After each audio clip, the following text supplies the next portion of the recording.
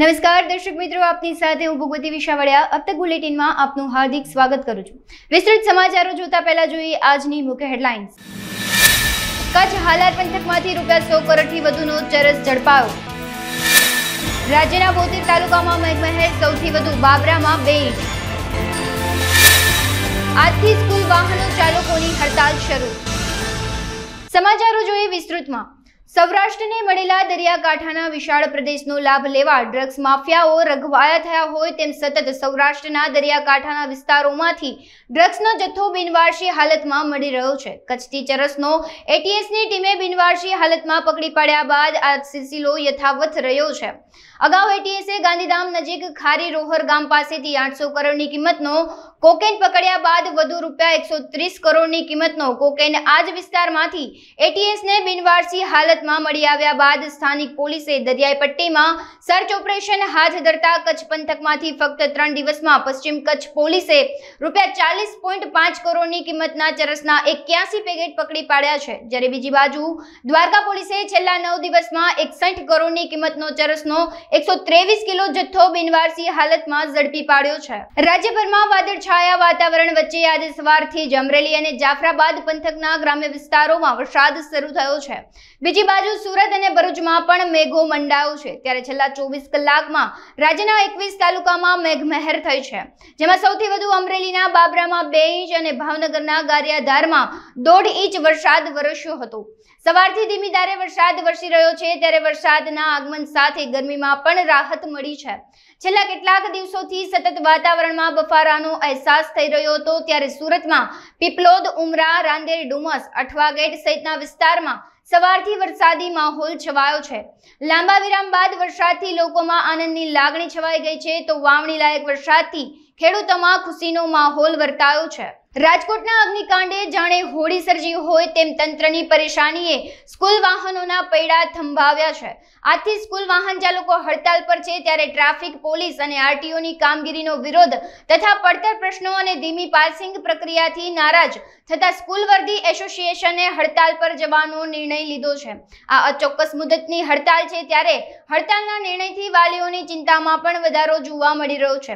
વહેલી સવારથી વાલીઓ પોતાના સંતાનોને સ્કૂલમાં મૂકવા જતા નજરે પડ્યા હતા। ત્યારે મહત્વની વાત તો એ છે કે રાજકોટ ગેમ ઝોન અગ્નિકાંડ બાદ સ્કૂલ વાહન અને સ્કૂલ રિક્ષા માટે સેફટી સર્ટિફિકેટ અનિવાર્ય રાખવામાં આવ્યું છે। રાજકોટ રૂરલ એલસીબીએ જેતપુર પાસેથી દૂધના ટેન્કરમાંથી દૂધનો જથ્થો કાઢીને તેમાં પાણી પીડવાનું આખું કારસ્તાન ઝડપી પાડ્યું છે। ખાદ્ય પદાર્થો, ચીજવસ્તુઓ અને ડેરી પ્રોડક્ટમાં સમાવિષ્ટ પનીર, ઘી, મીઠાઈ અને દૂધમાં મોટા પાયે ભેળસેળના કારસ્તાનો અટકાવવામાં સરકારી તંત્ર નિષ્ફળ નીવડ્યું છે, જેને કારણે ભેળસેળ અટકાવવાનું નામ નથી લઈ રહ્યું। જેતપુર જુનાગઢ નેશનલ હાઈવે પર આવેલી સોરઠ હોટલના કમ્પાઉન્ડમાં એલસીબીએ દરોડો પાડી માહી ડેરીના ટેન્કરોમાંથી દૂધની ચોરી કરી તેની જગ્યાએ પાણી મિક્સ કરવાનું જબરદસ્ત કારસ્તાન પકડી 6 શખ્સોની ધરપકડ કરી છે। રાજકોટ મહાનગરપાલિકા દ્વારા આજે સ્ટેન્ડિંગ બેઠકનું આયોજન કરવામાં આવ્યું હતું, જેમાં 68 દરખાસ્તો પૈકી 65 દરખાસ્તો મંજૂર કરવામાં આવી હતી, જ્યારે 2 દરખાસ્ત નામંજૂર અને 1 દરખાસ્તને પેન્ડિંગ રાખવામાં આવી હતી। રાજકોટ મહાનગરપાલિકાની આજરોજ સ્ટેન્ડિંગ કમિટીની બેઠક હતી।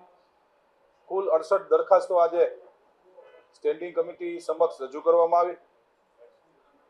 રાજકોટ મહાનગરપાલિકાના ભારતીય જનતા પાર્ટીના સૌ કોર્પોરેટર મિત્રો અને સ્ટેન્ડિંગ કમિટીના સભ્યોની હાજરીની અંદર સંકલન બેઠક આજે મળી હતી। એની અંદર કુલ 68 દરખાસ્તોમાં જે ચૂંટણી આચારસંહિતાથી છેલ્લા 3 મહિનાથી સ્વાભાવિકપણે આપણે વિકાસના કામો નથી કરી શકતા, 3 મહિનાની જે ભેગી દરખાસ્તો થઈ હતી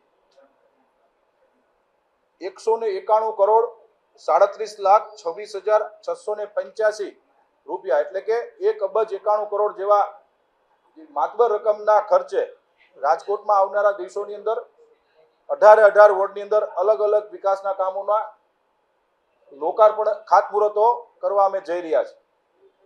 કુલ 3 દરખાસ્ત એવી હતી કે જે સ્ટેન્ડિંગ કમિટીના સભ્યોને અને સૌ કોર્પોરેટર મિત્રો સાથે સંકલન કરીને 2 નામંજૂર કરી છે અને 1 દરખાસ્તને પેન્ડિંગ રાખવામાં આવી છે। 1 નામંજૂર કરેલી દરખાસ્તમાં વોર્ડ નંબર 8 માં ચંદ્રેશનગરમાં 6 વર્ષ પહેલા જે પાણીના મીટર મૂકવામાં આવ્યા હતા, હાલ એ મીટરને ઓપરેશન અને મેન્ટેનન્સ કામ અંગે ખાલી 1 સોસાયટી પૂરતા હતા, પરંતુ એ ઓપરેશન એન્ડ મેન્ટેનન્સનો જે કોન્ટ્રાક્ટ હતો એ નામંજૂર આજે કર્યો છે, કારણ કે હવે હાલ પૂરતી ખાલી એક સોસાયટી પૂરતું પ્રારંભિક તબક્કે ફોર ટ્રાયલ મહાપાલિકાએ 2017-18માં એક્ઝેક્ટ મને સાલ યાદ નથી, પણ એ સાલની અંદર એ વર્ષની અંદર મીટર મૂક્યા હતા. એનું ઓપરેશન એન્ડ મેન્ટેનન્સની હવે જરૂરત નથી, માટે એ દરખાસ્તને નામંજૂર કરી છે. બીજી એક સંચાલનની દરખાસ્ત હતી રેસકોર્સની અંદર, એ પેન્ડિંગ રાખવામાં આવી છે. એમાં 2 સભ્યોની કમિટી રિપોર્ટ આપે પછી સંસ્થાને દેવાની વાત છે.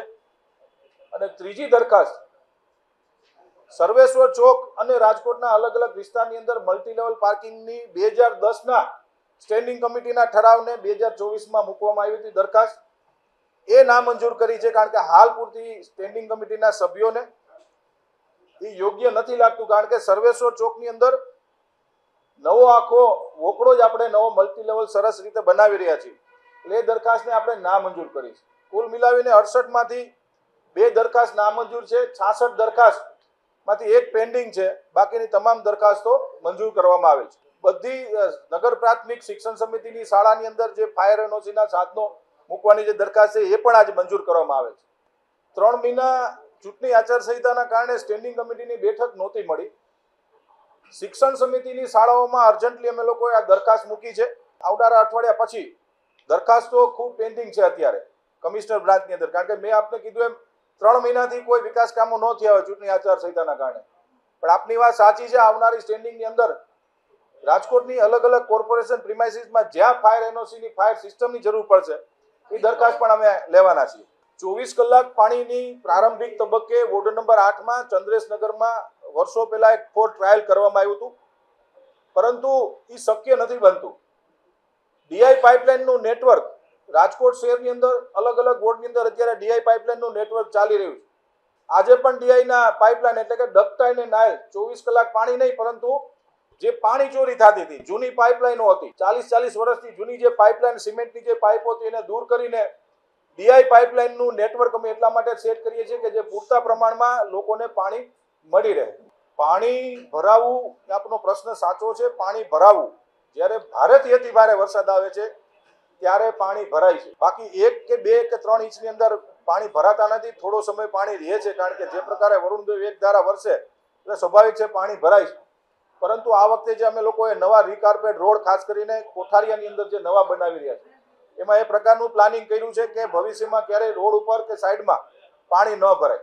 રાજકોટના કુવાડવા રોડ પર આવેલ રણછોડદાસજી બાપુ પબ્લિક ચેરિટેબલ ટ્રસ્ટ દ્વારા વર્ષ 2010 થી સતત સામાજિક તેમજ ધાર્મિક કાર્યક્રમનું આયોજન કરવામાં આવે છે. આ ટ્રસ્ટ દ્વારા આગામી દિવસોમાં વૈષ્ણવ શ્રદ્ધાળુ માટે નવેમ્બર 2024માં ચંપારણ ખાતે ધાર્મિક યાત્રા તેમજ મનોરથનું આયોજન કરવામાં આવ્યું છે. આ અંગે વધુ વિગત अब तक મીડિયા હાઉસની મુલાકાતે આવેલા રણછોડદાસજી બાપુ પબ્લિક ચેરિટેબલ ટ્રસ્ટના ટ્રસ્ટીઓએ વિગત પૂરી પાડી હતી. હું અજય સંઘાણી, ચેરમેન પૂજ્ય શ્રી રણછોડદાસજી બાપુ પબ્લિક ચેરિટેબલ ટ્રસ્ટ રાજકોટ.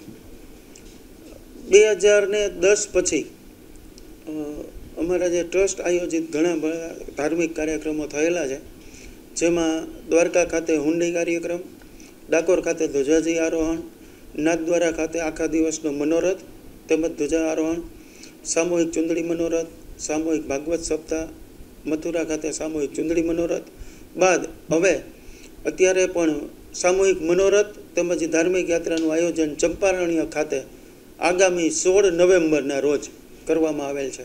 એટલે અમે 16/11 થી 23/11નું આયોજન ચંપારણ્ય ખાતેનું છે. આના માટે આવતા મહિને 18/7ના રોજ રેલવે બુકિંગ ચાલુ થશે, તો એ પહેલાં તમામ વૈષ્ણવોને નામ નોંધાવવા માટે અપીલ કરવામાં આવે છે. ચંપારણ્ય ખાતે પણ અમારે 6 દિવસ માટે આપણે સુદામાપુરી આખી જે ધર્મશાળા છે બુક કરવામાં આવેલ છે, જેમાં એસી રૂમ અને નોન એસી રૂમનું પણ વ્યવસ્થા છે. એ ઉપરાંત 6 દિવસ માટે કેટરિંગ માટે પણ ત્યાં વ્યવસ્થા રાખેલ છે. ઉપરાંત ચંપારણ રેલવે સ્ટેશને આપણે ડ્રોપ થઈએ ત્યાંથી ચંપારણ રાયપુર રેલવે સ્ટેશનથી ચંપારણ અને રિટર્નમાં ચંપારણથી રાયપુર રેલવે સ્ટેશન ઉપરાંત લોકલ સાઇટ સીઈંગ આ તમામ માટે બસની પણ વ્યવસ્થા રાખેલ છે. માટે તમામ વૈષ્ણવોને કોઈ પણ પ્રકારનું મુશ્કેલી ન પડે એ રીતનું ધ્યાન રાખીને તમામ આયોજન કરવામાં આવેલ છે.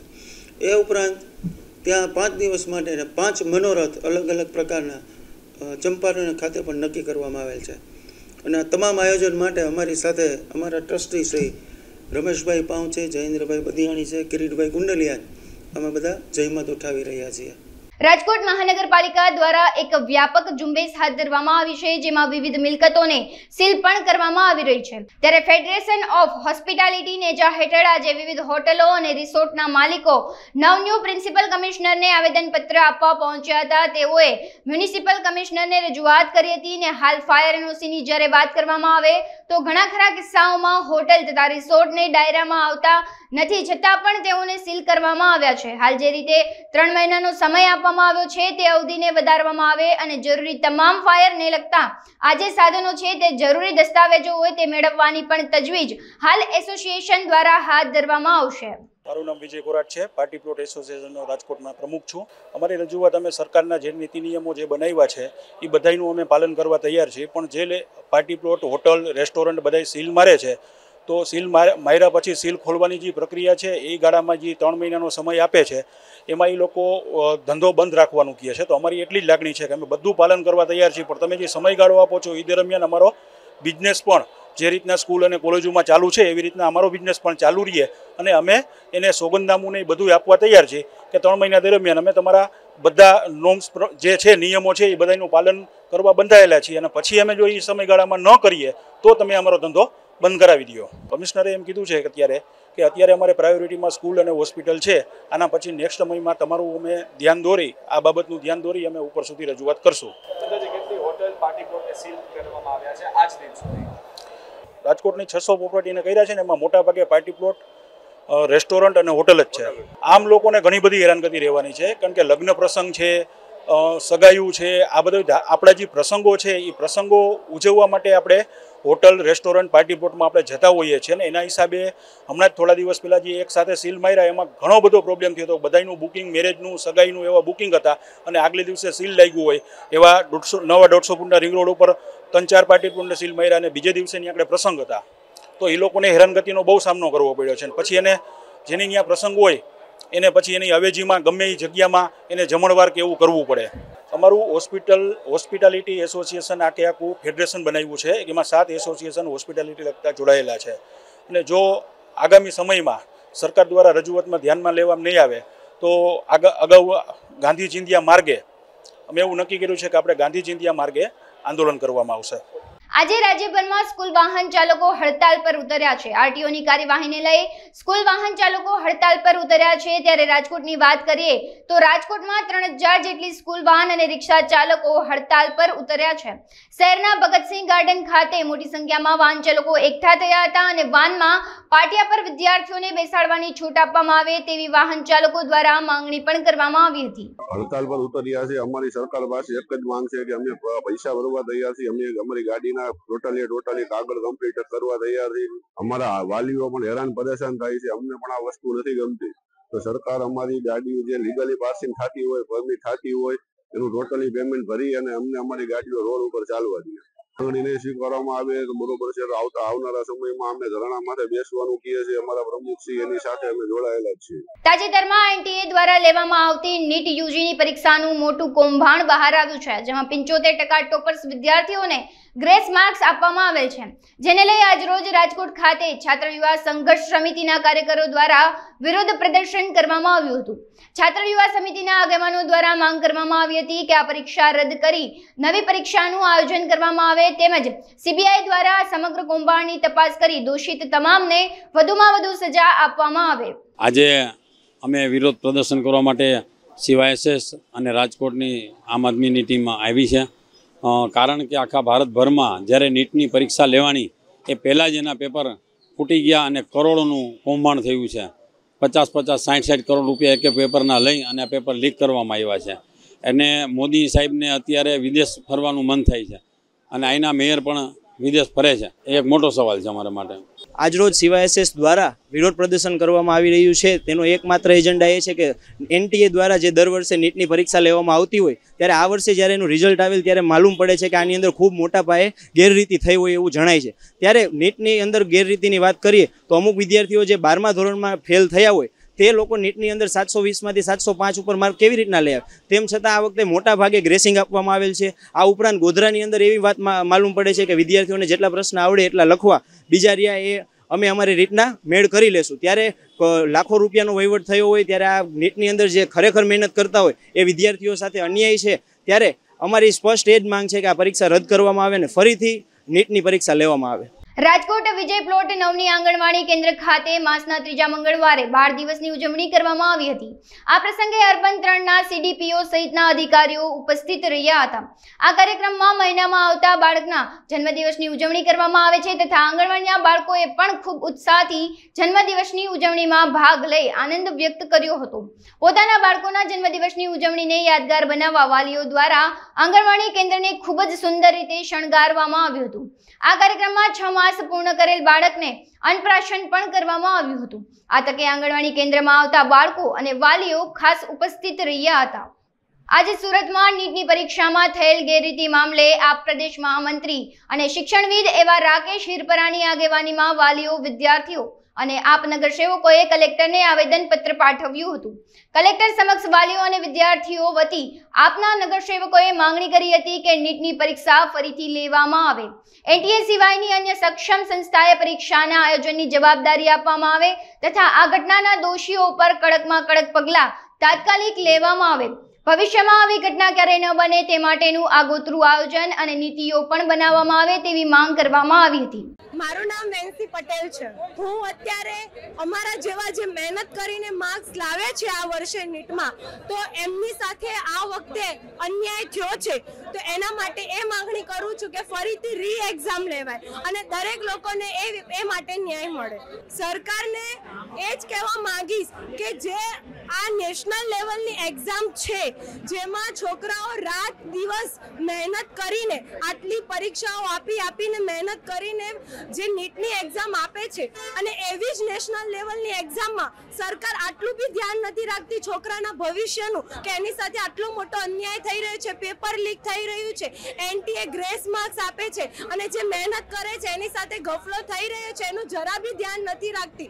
અને એમને ઉમ્મીદ છે કે છોકરા આપણા દેશમાં ડોક્ટર બને, ડોક્ટર મળે, અને કેવી રીતે આવી રીતે ડોક્ટર બનશે? તો સરકારને મારે કહેવું છે કે તમે શું ધ્યાન રાખો છો? આટલું બધું ભારત દેશમાં થઈ રહ્યું છે અને તમે ડોક્ટરની આશા રાખો છો, એ ખોટું છે. તમારે ધ્યાન રાખવું જોઈએ. પહેલી વાત તો એ જે ગ્રેસિંગ માર્ક્સ વાળા પેપર લીક લઈને જેને એક્ઝામ આપી છે એ પહેલા જ MBBS ના ફર્સ્ટ યરમાં જ નીકળી નહીં શકે. એ લોકો પહેલા જ ત્યાં અટકી જશે. MBBS એટલું બી સહેલું નથી કે તમે જઈને આવી રીતે માર્ક્સ લાવીને તમે ઘૂસી જાઓ અને તમે MBBS કાઢી દો. એ લોકો ત્યાં જ અટકી જશે અને આગળ વધવું છે તો ત્યાં બી એ લોકો તો PG એક્ઝામમાં બી માર્ક્સ ખવડાવતા રહેશે જો સરકાર ધ્યાન નહીં આપે તો. રાકેશ શિરોપરા, નેતા વિપક્ષ, નગર પ્રાથમિક શિક્ષણ સમિતિ. આજે અમે કલેક્ટર શ્રી મારફત પ્રધાનમંત્રી શ્રીને આવેદનપત્ર પાઠવવા આવ્યા છીએ કે અત્યાર સુધી ભરતી પરીક્ષાઓના પેપર ફૂટવાનું કેન્દ્ર ગુજરાત હતું ત્યાં સુધી તો બરાબર છે. ભરતી પરીક્ષાઓના પેપર ફૂટતા હતા એ તો ગંભીર વિષય હતો જ તે, પણ આ તો અતિ ગંભીર વિષય છે કે જે પરીક્ષા સાથે 23 લાખ પરિવારોનું ભવિષ્ય સીધું જોડાયેલું છે. 23 લાખ પરિવારો, માત્ર બાળકો નહીં. એ પરીક્ષામાં જો ગેરરીતિ થતી હોય તો હવે કઈ સિસ્ટમ ઉપર, કઈ એજન્સી ઉપર ભરોસો રાખવો? નીટની પરીક્ષામાં સફળ થવા માટે બાળક 2 વર્ષ સુધી 18 કલાક મહેનત કરતો હોય છે. વાલીઓ મસ્ત મોટી ફી ભરતા હોય છે કોચિંગ સેન્ટરને, અને જો એ પરીક્ષામાં પેપર ફૂટતા હોય, ગોટાળા થતા હોય, ખોટી રીતે માર્ક છપાતા હોય, ગ્રેસ માર્ક છપાતા હોય, તો ગરીબના બાળકો, મધ્યમ વર્ગના બાળકો કઈ સિસ્ટમ ઉપર ભરોસો રાખશે? ગોધરામાં સૌથી મોટું ઉદાહરણ છે ગોધરાનું. ગોધરામાં એક આખું સેન્ટર ઝડપાયું. વિચારો, ઓરિસ્સાના બાળકો નીટનું સેન્ટર ગોધરા પસંદ કરે. મધ્યપ્રદેશથી ગોધરામાં, મહારાષ્ટ્રથી ગોધરામાં, છત્તીસગઢમાંથી ગોધરામાં પરીક્ષા દેવા કોઈ બાળક શા માટે આવે? અને એમાં પોલીસે ધરપકડ કરી, તપાસ કરી, એમાં ખબર પડી કે 10-10 લાખ રૂપિયા લઈને ભાજપના નેતાએ પોતે પેપર ફોડેલા છે. બિહારની સરકારે FIR કરી, એમાં ખબર પડી કે પરીક્ષાના આગલા દિવસે હોસ્ટેલના છોકરાઓ, પોલીસ પોતે એવું કહે છે કે હોસ્ટેલના છોકરાઓ પાસે પેપર પહોંચી ગયેલું. તો પરીક્ષાના આગલા દિવસે પેપર પહોંચી જતું હોય તો આમાં શું સિક્યોરિટી સિસ્ટમ સિસ્ટમ, શું સુરક્ષા વ્યવસ્થા? 23 લાખ બાળકોના ભવિષ્ય સાથે સરકારે રમત રમી છે. તો અમારા માનનીય રાજ્યસભાના સાંસદ સંજયસિંહજીએ પહેલા દિવસથી આ મુદ્દે સતત ને સતત લડાઈ આપી છે.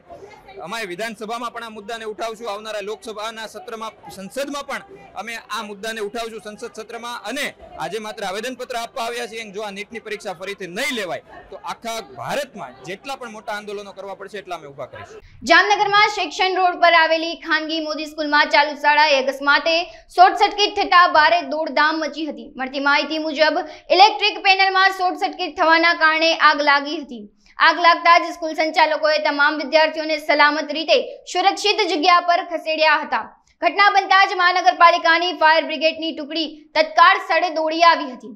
સ્કૂલની ફાયર સિસ્ટમની મદદ વડે આગને બુઝાવી દેતા સર્વેએ હાશકારો અનુભવ્યો હતો. મારું નામ ભારત જેઠવા, ફાયર ઓપરેટર. આજ રોજ કંટ્રોલ રૂમમાં કોલ આવતા કે મોદી સ્કૂલમાં આગ લાગેલ છે, તો અમે તાત્કાલિક ધોરણે અહીંયા આવી અહીંયા પહોંચ્યા ત્યારે વિદ્યાર્થીઓને પહેલેથી સહી સલામત સ્થળે વયા ગયા હતા. એ માટે અમે પહેલા સૌપ્રથમ આગને બુઝાવી, આગ મીટર બોર્ડમાં લાગેલી હતી એટલે આગને સંપૂર્ણપણે બુઝાવી નાખી. સ્વિચ મીટર પેનલ આખી ભરી ગઈ. એક્ઝેક્ટ કઈ જગ્યાએ આગ ક્યાં લાગી? મોદી સ્કૂલ ગ્રાઉન્ડ ફ્લોરમાં. જ્યારે ઇલેક્ટ્રિક પેનલમાં સેજ પાર્ટ થતા અમે બાળકોને તરત ઇલેક્ટ્રિશિયન કરીને બહાર લઈ લીધા હતા, સ્ટાફને પણ બહાર લઈ લીધો હતો અને અમારા દ્વારા આગ સંપૂર્ણપણે અડવાની અમે પ્રયત્ન કરેલા હતા. તરત ફાયર બ્રિગેડમાં જાણ કરી દીધેલી હતી અને સંપૂર્ણપણે બધા જ બાળકો સ્કૂલની બહાર આવી ગયેલા હતા. સેજ પાર્ટ થયો એટલી જ મિનિટ. ફાયર સેફટીની સજ્જ હતી એટલા માટે તરત જ અમે બાળકોને ઇવેક્યુએટ કરી લીધા હતા અને તરત ફાયરના બાટલાથી અમે ઠાળવાની અમે પ્રયત્ન કરેલા હતા. કોઈ જાનહાની કોઈ નથી થયેલી. પીજીવીસીએલમાં કઈ રજૂઆત કરી હતી? આગલા દિવસે અમે સ્વાટ થયેલા હતા એની અમે કમ્પ્લેન કરેલી હતી. એટલે તરત કમ્પ્લેન કરીએ એટલે સપોર્ટ એનો સારો હોય છે એટલે આવી જ જતી હતી. પણ ક્યાં કારણોસર થયું આવો. રાજકોટ જિલ્લામાં સ્વામિનારાયણ સંપ્રદાયના સંતોએ મહિલા સાથે ખોટી રીતે લગ્ન કરીને મરજી વિરુદ્ધ દુષ્કર્મ આચર્યાની ફરિયાદ નોંધાઈ હતી. જેને લઈ સુરતમાં હરિભક્તો કલેક્ટર કચેરીએ એકઠા થયા હતા અને સ્વામિનારાયણ સિદ્ધાંત હિત રક્ષક સમિતિએ કલેક્ટરને આવેદનપત્ર આપીને વિરોધ નોંધાવ્યો હતો. આવા સ્વામીઓને સંપ્રદાયમાંથી દૂર કરવાની માંગ પણ કરવામાં આવી હતી. મારું નામ કમળાબેન છે.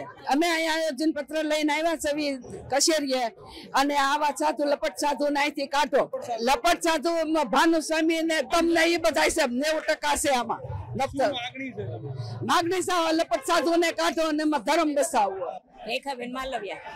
અમે બસ ધર્મ સામે લડવા આવ્યા છે. જે લંપટ સાધુ છે એને સંપ્રદાયમાં બહાર કાઢી સંપ્રદાયની શુદ્ધિ કરવી છે અમારે. બસ બહુ ઘણો સમયથી અંદરખંડ એમને બહુ સમયથી આ બધું ચાલી રહ્યું છે. જ્યારે ઈ લોકો એક્શન મોટા સંતોએ નથી લીધો એટલે અમે લઈ લઈએ છીએ. ત્યારે 90% છે સાધુઓ.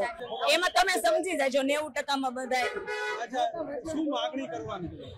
અમારે એ જ કે સંપ્રદાયને અમારે શુદ્ધિકરણ કરવું છે. આવા સંતોને બહાર કાઢી આવું બધું કાર્ય સંતો કરે છે. સૃષ્ટિ વિરુદ્ધનું કાર્ય કરે છે. સ્ત્રીઓ પર બળાત્કાર કરે છે. પોતાની કરીને મિલકત રાખે છે. જમીનો રાખે, ધંધા કરે. એટલા માટે આ સંપ્રદાયમાં નિયમ પ્રમાણે ન રહેવું હોય તો એને છૂટી છે કે પોતાના ઘરે જઈને આ કાર્ય કરે. ભાવનાબેન પ્રાદાણી. અમારે આ ધર્મ આશરી રહ્યા છે. ધર્મ માટે ને ધર્મનું સ્થાપન માટે આવ્યા છે. આ લંપટ સાધુઓ છે. સ્ત્રી ધનના ત્યાગી થઈને આવ્યા હતા તો અટાણી સ્ત્રી ધન મહારાજની આજ્ઞા લોપે છે.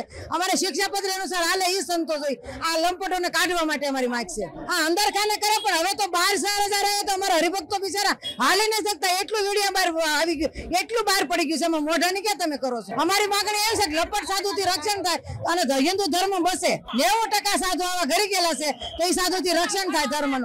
અને આ બેનું આટલા આવે છે આથી અનેક આવા ત્યાર છે પણ સાધુ ધર્મનું સ્થાપન થવા માટે. જામનગરની જીજી હોસ્પિટલમાં આરોપીઓએ યુવાનને છરીના ઘા ઝીકી મોતને ઘાટ ઉતારી દીધો હતો. મળતી માહિતી મુજબ દારૂની બાતમી આપતો હોવાની શંકા અને ખારના આધારે દારૂના ધંધાર્થીઓએ યુવક પર હુમલો કર્યો હતો. આ હુમલામાં યુવાનનું મોત નીપજ્યું હતું. ત્યારે જીજી હોસ્પિટલમાં થયેલ હત્યાને પગલે પોલીસ સામે અનેક સવાલો ઉઠ્યા છે. ત્યારબાદ પોલીસે તપાસના ચક્રો ગતિમાન કરી આ પ્રકરણમાં સંડોવાયેલા ચારેય આરોપીની ધરપકડ કરી હતી. City B division police IPC કલમ 302 તથા અન્ય જુદી જુદી કલમો હેઠળ ગુનો નોંધી અને તેમના રિમાન્ડ મેળવવાની તજવીજ હાથ ધરી છે. જામનગરમાં ગત તારીખ 12 ના રોજ જામનગર જીજી હોસ્પિટલ ખાતે એક હત્યાનો બનાવ બનેલો હતો. જેમાં મરણ જનાર હતા ધર્મરાજસિંહ ઉર્ફે ભૂરો ઝાલા. આ મરણ જનારના જે 4 આરોપી હતા, હત્યાના 4 આરોપી હતા તેની અટક થઈ ચૂકી છે જયપાલસિંહ ઉલ્લાસિંહ ચુડાસમા, ઉર્મિલ ઉર્ફે ઉમો, પ્રણવદીપ ઉર્ફે પાંચો અને અક્ષયરાજ પરમાર આ 4 આરોપીઓને અટક કરી અને જે જામનગર કોર્ટ ખાતે રજૂ કરવામાં આવેલા હતા. ત્યારબાદ તેમના રિમાન્ડની પ્રોસિજર કરવામાં આવી હતી અને તારીખ 18 બપોરે 16:00 સુધીના તેમના રિમાન્ડ મંજૂર થયા છે. રિમાન્ડ દરમિયાન આગળની તપાસ ચાલુ છે. તેમનો ગુનાહિત ઇતિહાસ શું છે, કયા કારણોસર હત્યા કરવામાં આવી હતી, તેમજ હત્યામાં વપરાયેલ હથિયાર અને કપડાં વગેરે બાબતો રિકવર કરવામાં આવશે અને બાકીની પુરાવો એકત્ર કરવામાં આવશે. જે મુખ્ય હત્યા નિપજાવનાર આરોપી જે છે જસપાલ ચુડાસમા, તેનો અગાઉ ગુનાહિત ઇતિહાસ રહેલો છે જામનગર ખાતેનો. તે અગાઉ પ્રોહિબિશનના અમુક ગુનાઓમાં પકડાયેલ છે, તેમજ એ સિવાય પણ બીજા શરીર સંબંધી ગુનાઓમાં પણ એમને ઇતિહાસ રહેલો છે. સુરતમાં ટ્રાફિક સિગ્નલને લઈને વાહન ચાલકોને મુશ્કેલી પડતી હોવાની ફરિયાદ ઉઠી છે. ત્યારે ટ્રાફિક સિગ્નલ શરૂ થયા બાદ પોલીસ કમિશનરે વરાછા વિસ્તારની મુલાકાત લઈને લોકોને કયા પ્રકારની હાલાકી પડી રહી છે તે બાબતે માહિતી મેળવી હતી. આ ઉપરાંત અન્ય 5 થી 6 જેટલા ટ્રાફિક પોઈન્ટની પણ મુલાકાત લેવામાં આવી હતી. તેમજ પોલીસ કમિશનર દ્વારા સિગ્નલ કે પછી રોડ રસ્તામાં કઈ પ્રકારે ફેરફાર કરવા તે બાબતે ટ્રાફિક પોલીસને સૂચનો આપ્યા હતા. હવે કોઈ રોડ પર સુવો નથી, બરાબર? આ તમારા માટે સરકારે સુવિધા કરી છે સરસ મજાની, બરાબર? એ પંખા છે, તમારે જો મોબાઈલ ચાર્જ કરવો તો મોબાઈલ ચાર્જ કરવાની સુવિધા છે, તો પાણી તમારે નાવા માટે પાણીની સુવિધા છે. આ સરકારની સુવિધાનો તમે ઉપયોગ કરો, બરાબર? આમાં તમારે શું ખાલી એક આધાર કાર્ડ જોઈશે ને? આધાર કાર્ડ એક ઝેરોક્સ. આમાં તમારે એક આધાર કાર્ડ અને એક ફોટો જોઈશે, બરાબર? બરાબર, તમારે એન્ટ્રી કરવામાં આવે છે. પણ જ્યાં મતલબ અહીં નીચે છે તમને જ્યાં તમને લાગશે તમને સુવિધા કરી આપશે. રૂમમાં જ્યાં સુવિધા છે તમને સુવિધા કરી આપશે, બરાબર? એટલે હવે પછી આપણે બધાએ ઉપયોગ કરવાનો છે. કોઈને પ્રશ્ન કઈ? ટૂંકમાં આપણા માટે સારામાં રોડ પર સુવા કરતા સારું. રોડ પર આપણે કામ બનાવવાનું છે તો આપણે આપણા માટે જોખમ છે. આપણા બાળક હા એ કોઈ બધું ફ્રી ઓફ ચાર્જ છે, કોઈ પૈસા લેવામાં આવવાના નહીં, કોઈ ચાર્જ નહીં. તમારે ખાલી આધાર કાર્ડની જરૂર છે, બરાબર? આધાર કાર્ડની ઝેરોક્ષ ને ફોટો. તમારે બીજો કોઈ પ્રોબ્લેમ હોય તો પોલીસ તથા છે આપણા પર્પસ વાળા તમને મદદ કરશે જે જરૂર હોય, બરાબર? એટલે જે તમારો લાગતા ઓળખીતા હોય, પોતાના રાજ્યના જે બીજા હોય, બહાર રહેતા એ લોકોને કે બહાર રહેતા એમને બોલાવી લો, બરાબર? તમારા માટે જ છે આ ઊભું કર્યું, તમારા માટે જ. જો શું લખ્યું છે કે શહેર ઘર વિહોણા લોકો માટે આશ્રય સ્થાન, બરાબર? એટલે સરકાર આપે છે લાભ, એનો લાભ લો તમે. આજે તો બને છે સામે બીજા 8 માળનો બને છે, 3 માળનો બને છે, એટલે તમારે અહીંયા રહેવાનું હોય. ગાંધીધામ શહેરના ઓસ્લો 4 રસ્તે 32 કરોડના ખર્ચે તૈયાર થયેલ ઓસ્લો ફ્લાયઓવરને શાસ્ત્રોક્ત વિધિ સાથે લોકાર્પણ કરવામાં આવ્યું હતું. કચ્છમાં પ્રથમ શહેરી ઓવરબ્રિજ ઉપર વાહનો દોડતા થયા છે, ત્યારે ઓસ્લો 4 રસ્તા પાસે લોકાર્પણનો કાર્યક્રમ યોજાયો હતો, જેમાં પ્રારંભમાં મહેમાનોના હસ્તે દીપ પ્રાગટ્ય કરી અતિથિઓનું અભિવાદન કરવામાં આવ્યું હતું. સર્વપ્રથમ તો આપે જે વર્ડ યુઝ કર્યો વિવાદો, એવું કંઈ છે જ નહીં. આજે સમગ્ર ગાંધીધામના નગરજનો માટે ખૂબ જ ઉત્સાહનો અવસર છે, આનંદનો અવસર છે. કેટલા સમયથી આ બ્રિજના નિર્માણનું કાર્ય ચાલી રહ્યું હતું અને ગાંધીધામની સુખ સુવિધામાં વધારો થાય એના માટે ભારતીય જનતા પાર્ટીની રાજ્ય સરકાર દ્વારા આ બ્રિજને મંજૂર કરવામાં આવ્યું છે. આજે આપણે જોઈ શકીએ છીએ ગાંધીધામ એ ઔદ્યોગિક નગરી છે અને ઔદ્યોગિક નગરી હોવાના કારણે કેટલાય લોકો અહીં અવરજવર કરતા હોય છે. લોકો પોતાની રોજગારી મેળવવા માટે ગાંધીધામ આવીને રહેવાનું પસંદ કરતા હોય છે. ત્યારે ભૌગોલિક દ્રષ્ટિએ ખૂબ શહેર નાનું હોવાથી, પરંતુ વસ્તીની દ્રષ્ટિએ દર વર્ષે એમાં વસ્તી વધારો થતો જ રહે છે અને ગાડીઓની અવરજવર પણ વધતી રહે છે. એટલે આ સુખ સુવિધામાં વધારો કરવા માટે ભારતીય જનતા પાર્ટીની રાજ્ય સરકાર દ્વારા આ બ્રિજને મંજૂર કરવામાં આવ્યું હતું. અને આ બ્રિજ, જેમ મેં પહેલા કાર્યક્રમમાં પણ કહ્યું કે બ્રિજ નિર્માણ થયા પછી એક લોડિંગ ટેસ્ટ કરવાનું હોય છે અને એ લોડિંગ ટેસ્ટ 11 જૂન એટલે આજથી 6 દિવસ પહેલાં જ એ પ્રમાણપત્ર આપણને મળ્યું છે.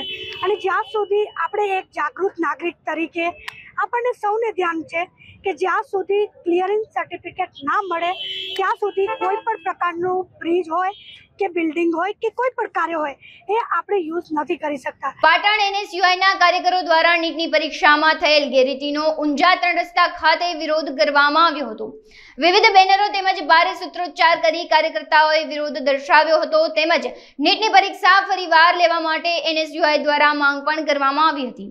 પોલીસે NSUIના 25 જેટલા કાર્યકરોની અટકાયત કરીને PCR વાનમાં બેસાડી પાટણ B ડિવિઝન ખાતે લઈ જવામાં આવ્યા હતા. સુરતમાં સિંગળપોર પોલીસનો એક અનોખો પ્રયાસ સામે આવ્યો છે. રાત્રિના સમયે રોડ પર અકસ્માતો બનતા રોકવા માટે પોલીસે પ્રયાસ કર્યા છે.